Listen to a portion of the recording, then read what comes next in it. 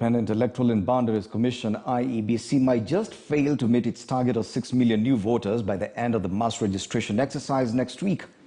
With only 800,000 new voters on the list, the Commission has only managed 17% of its target.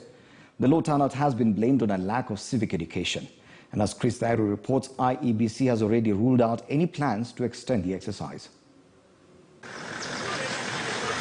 With only 7 days to go before the mass voter registration exercise by the IEBC is closed, it is now emerging that the electoral body might not get their intended target of 6 million new voters ready for next year's general election. By Monday this week, the Commission had only registered 800,462 new voters against their projected target of 4.5 million registered voters.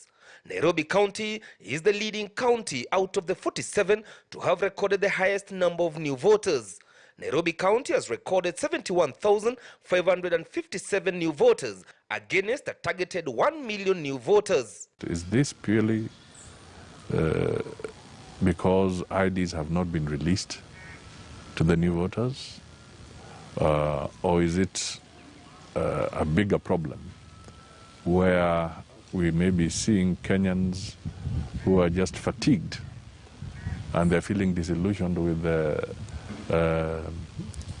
unfolding political events? Register, register, register. Do not allow anybody to determine your future. You must determine your future. Your future is now. Register en masse everywhere in this republic.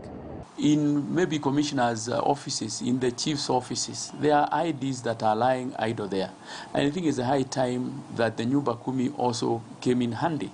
Kindly deliver those IDs to the respective owners, because you know them. Despite various presidential contenders owing Kenyans to register as voters, the numbers still didn't seem to improve. The strongholds of the two perceived presidential contenders, Deputy President William Ruto and ODM party leader Raila Odinga, are not doing any better. In Raila's Luo Nyanza counties of Kisumu, Homa Bay, Migori and Siaya, only 79,876 new voters have registered from a target of 400,000 new voters, while in the 6 counties of the Deputy President enjoys full support in the Rift Valley, has cumulatively registered 101,133 from a target of 600,000 new voters. Because it would be very sad, very, very sad indeed,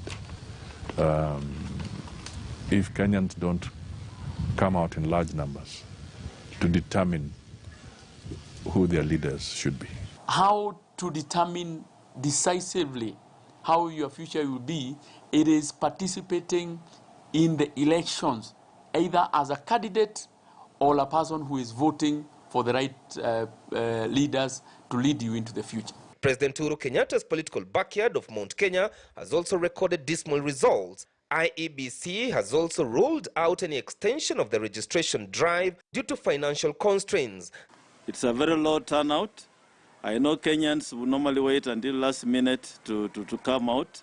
So your last minute now is now, because we are closing on 2nd of November. IEBC officers are demanding letters from the chief so that people can register as voters or even transfer their voting card from one region to the other. Now, that is very unfortunate, because it's like taking us to 1997 when the chiefs, and most of you know that the chiefs are not very likable. The commission had targeted to register 25 million voters ahead of the next polls, up from 19.6 million voters. Chris Dairu, KTN News. On tomorrow's edition of The Standard, the front page of the big headline.